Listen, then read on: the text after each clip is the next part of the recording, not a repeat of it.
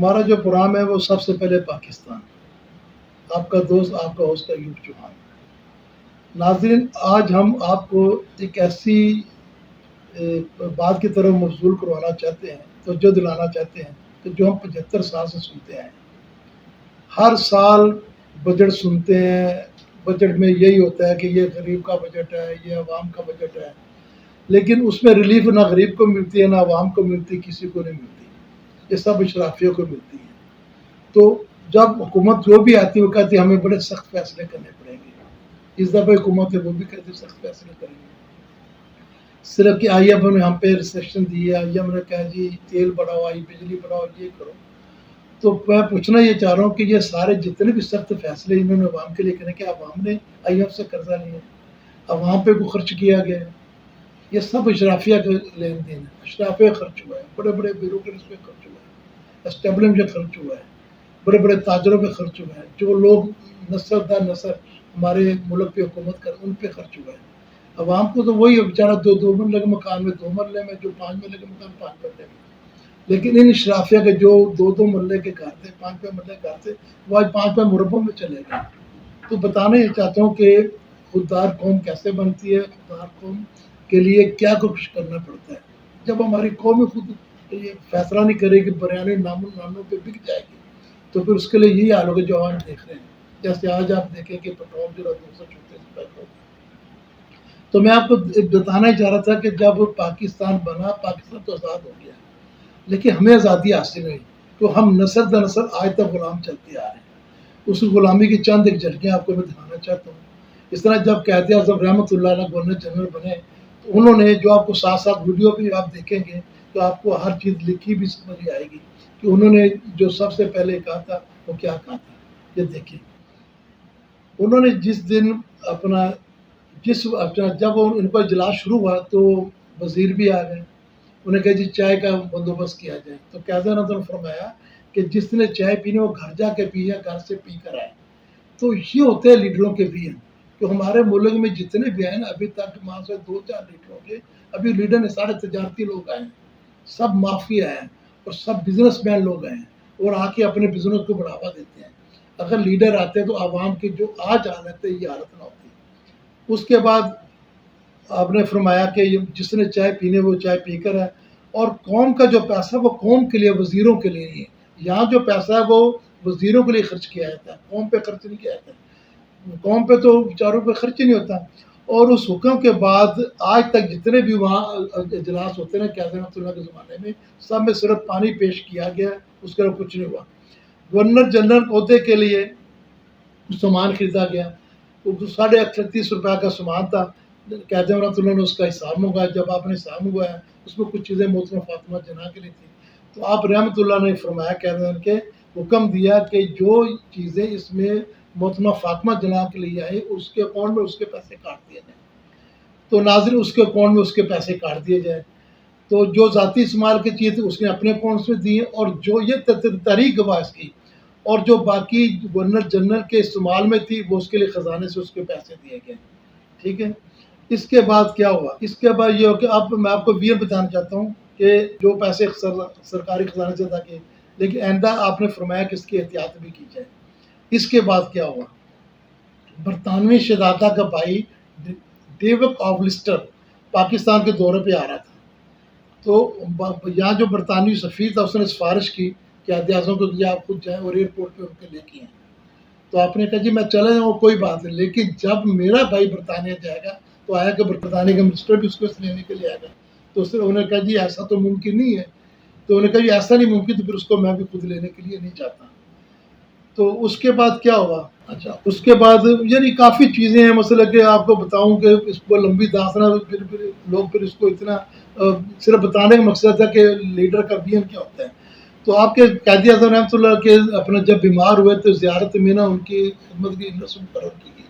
تو آپ نے رسم مجھے بیٹی میں آپ کے لیے کیا کر سکتا ہوں؟ اس نے کہا سر آپ اس طرح کریں، میں پنجاب کی ہوں اور میرا ٹرانسفر پنجاب میں کر دیجیے۔ تو آپ نے کہا ابھی یہ کام جو ہے نا میرا نہیں ہے، یہ اپنا وزارت صحت کا کام ہے۔ تو یہ ہوتے ہیں ویژن جس سے قومیں ترقی کرتی ہے۔ لیکن انہوں نے جب اس ویژن کو دیکھا، جب پاکستان بنا، پاکستان آزاد ہوا، اور انہوں نے کہا اس قوم کو اب آزاد نہیں کرنا چاہیے۔ پہلے قائد رحمۃ اللہ جو ہے وہ بیماری سے ان کو مار دیا گیا. اس کے بعد لیاقت لکھا جو ان کو شہید کر دیا گیا.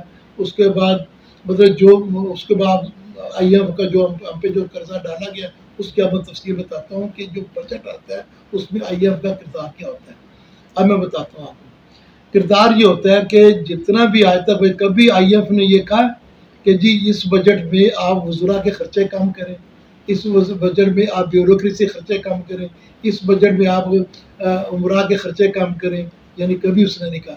اس نے جب بھی کہا اس نے ایک ہی بات کی ہے کہ غریبوں کی آپ نے گلا کیسے گھونٹنا ہے, پیٹرول کیسے مہنگا, بجلی کیسے مہنگی کرنی ہے.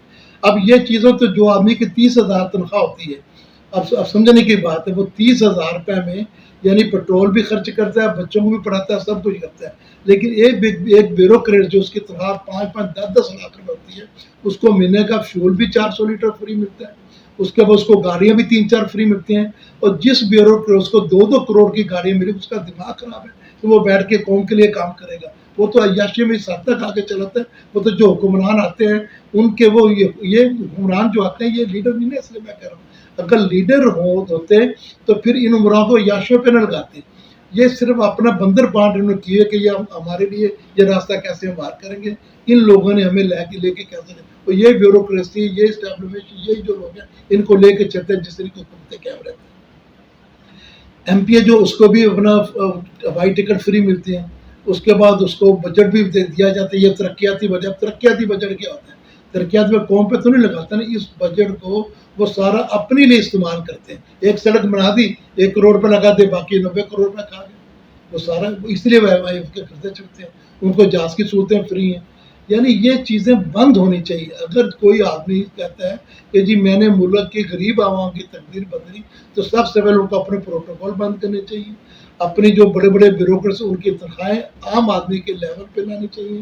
ان کو سہولتیں بھی اتنی ملنی چاہیے جتنی جس صورت میں رہ کے وہ قوم کے خادم بنے, نہ کہ قوم کے حکمران بنے.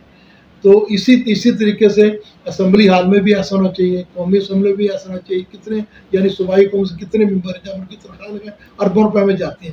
جب ان کو وہ قوم کی خدمت کے لیے آتے ہیں نا, وہ قوم کے جب خادم بنتے ہیں تو خادموں کے کام تو یہ رہتے وہ ہم پہ حکمرانی کریں.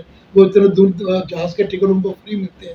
اس کے بعد ان کو میڈیسن ان کی فری ملتی ہے, اس کو بجلی کے یونٹ فری ملتی ہیں. یہ ساری چیزیں ملتی ہیں. اس طرح بابڈاک ملازموں کو ملتی ہیں, بیوروکریٹس کو ملتے ہیں, ججز کو ملتے ہیں, اسٹیبلشمنٹ کو ملتے ہیں. یعنی جتنے پاکستان کے ادارے. اچھا دوسری بات ہے, جب لوگ ان میں ریٹائر ہوتے ہیں تو ریٹائر ہونے کے بعد بھی ان کو سارا طور پر فیسلٹیٹ کیے جاتے ہیں, ان کو سہولتیں مہیا کی جاتی ہیں کہ ان کو اپنا ٹکٹ بھی ان کو اس کے بعد ملتے ہیں. ان کو نوکر چاکر ملتے ہیں. ایک اے سی ہوتا ہے, اس کو 15-20 نوکر چاکر ملتے ہیں. ایک ڈی آئی جی کو ملے ہوتے ہیں, ایک وزیر داخلہ ملے, ایک وزیر کو ملے ہوتے ہیں. ان کی پروٹوکول پولیس ان کو لگی ہوتی ہے. اتنا ان کو پروٹوکول دیا جاتا ہے. اگر یہ سارے خرچے منہا کیے جائیں, منہا کے تو میرا خیال ہو جو بجٹ ہمارا بنے گا نا وہ اتنا بہترین بجٹ بنے گا کہ یعنی کہ اس میں غریب آدمی کو ہمیشہ رونق ملے, کیونکہ سارے اخراجات تو منہا ہو جائیں گے. سارے پیسے جو غلط ضائع کیے جاتے ہیں وہ سارے ختم ہو جائیں گے.